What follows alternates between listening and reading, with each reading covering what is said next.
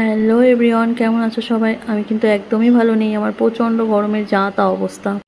সকাল সকাল তাড়াতাড়ি করে রান্না বান্না করে ছেলেকে খাইয়ে দাইয়ে স্নান করে নিয়ে চলে গেলাম স্কুলে। স্কুল থেকে বাড়ি এসে মাথায় হাত, সে তো এক গাদা বাজার করে নিয়ে এসে হাজির। আমাদের সারা সপ্তাহের বাজার একদিনই হয়, কারণ সে অফিসের জন্য আর সারা সপ্তাহে সময় পায় না। একদিক থেকে ভালোই হয়, একদিন কষ্ট করে একটু সব কিছু গুছিয়ে রাখলে সারা সপ্তাহ বসে বসে খাওয়া যায়। আর এখন তো স্কুল শুরু হয়ে গেছে, আমারও সকাল সকাল রান্না, তার আবার অফিস, সকালের টিফিন, তো ব্যস্ততা হয়ে যায়। কাটাকুটা গোছানো থাকলে বেশ ভালোই লাগে। আর আজকে কিন্তু মাছ কাটতে আমার একদমই অসুবিধা হয়নি। তার আগে বলে রাখি, মাছ কিন্তু আমি একদমই কাটতে পারতাম না, কিন্তু এখন আমি কাটতে শিখে গেছি। যবে থেকে একা একা থাকতে শুরু করেছি তবে থেকে কাটতেই হবে, কিছু করার নেই। আজ বান্ধবীরা এসেছিলো, তো গল্প করতে করতে কখন আমি এতগুলো মাছ কেটে ফেলেছি বুঝতেই পারিনি। আর আমার বান্ধবীরা বেশ ভালো, তারা এসে কিন্তু বসে থাকে না, তারা কিছু না কিছু হাতে হাতে করতেই থাকে।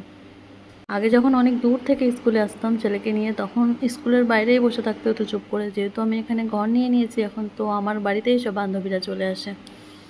ছেলেকে স্কুলে দিয়ে এসে বাড়ি এসে আমরা গল্প করতে থাকি। তারপর ঠিক যখন আনতে যাওয়ার টাইম হয়ে যায় তখন আমরা চলে যাই আনতে। ওরা কিন্তু খাবার দাবার নিয়েই আসে। আজকে যেরকম নিয়ে এসেছিলো, ওরা কেউ রুটি তরকারি নিয়ে এসেছিলো আর একজন চাউমিন নিয়ে এসেছিলো। সকালবেলার ব্রেকফাস্ট আমরা ওটা দিয়েই করে নিলাম। আর আমি একটু পায়েস বানিয়েছিলাম, সেটাই দিয়ে দিলাম।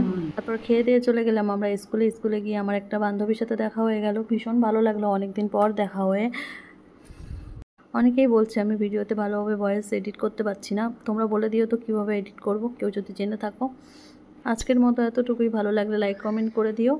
বাই বাই, ভালো থাকবে সবাই, দেখা হচ্ছে পরের ভিডিওতে।